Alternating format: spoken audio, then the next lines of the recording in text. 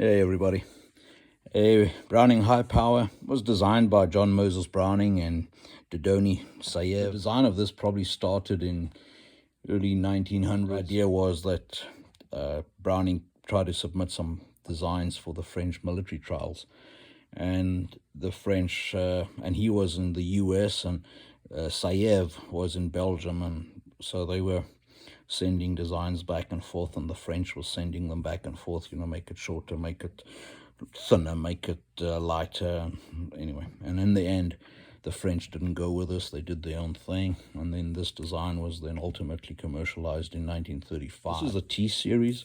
This T-series was the first gun, or the first series that came out after 1962.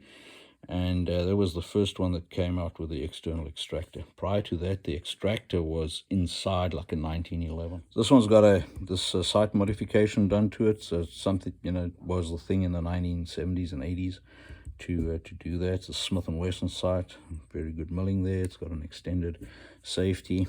And they've removed the magazine safety. And the magazine safety comes in with that pin, and it prevents the gun from firing if the magazine's not insert. To take it apart, you got the safety notch over there where the safety goes in, and that's the takedown notch. So you slide her up into the takedown notch, and then put the safety on. Then the takedown lever sits over there, or the slide stop. So you push up on it slightly, and then push the back end of it, push that out, pull it out, let the safety, disengage the safety, pull it apart. So the gun's really a skinny little gun, and the reason being, any normal pistol has got a linkage from the trigger back to the sear and the hammer.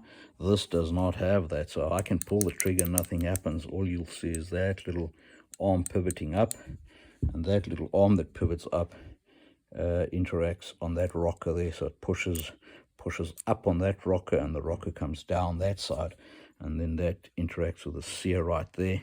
So, and then that's how the gun fires. Very, very clever, allowing the gun to be skinny. And the rest of it is just recoil rod, and then the barrel, similar to 1911 or CZ and CZ, and it's got a cam to unlock the barrel. Already removed the grip screws. It's just a flathead screw. Remove those, get the grips off, and the grips off.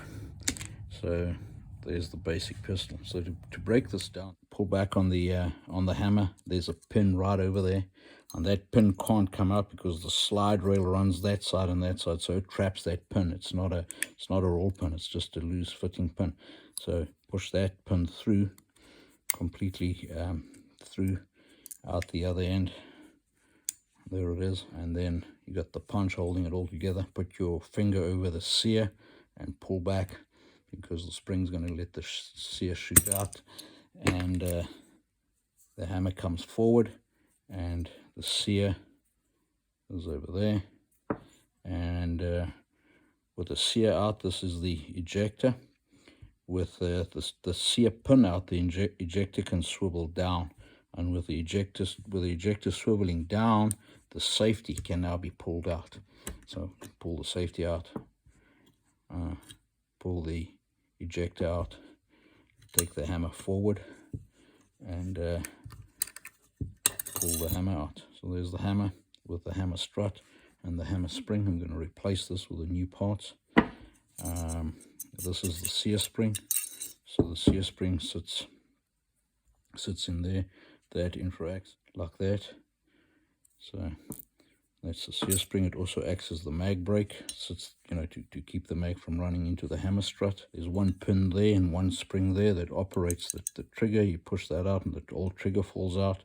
And this one's already got the magazine safety that goes into that hole, over there at the tip of that punch. So that's already out. Take out the this is the mag release, and that's not a screw. That's just, it's like it's got a bayonet fitting on the inside. So you push it slightly in and turn it anti-clockwise, and the magazine release comes out. If you turn it back clockwise, it'll come apart, and you can replace that little spring in there if you need to. On the slide, so you knock that roll pin out, and that roll pin will take out that linkage. Later models have got a firing pin block that sits there, and there's a spring underneath it that you need to that actuates that firing pin block. This is an older gun, it doesn't have a firing pin block, and you've got that roll pin over there. You knock that through, and the extractor comes out, and then there's nothing much else you can take off the sliders. A really simple design, really well thought out, and so long ago. I mean, John Moses Browning gave us the 1911, and then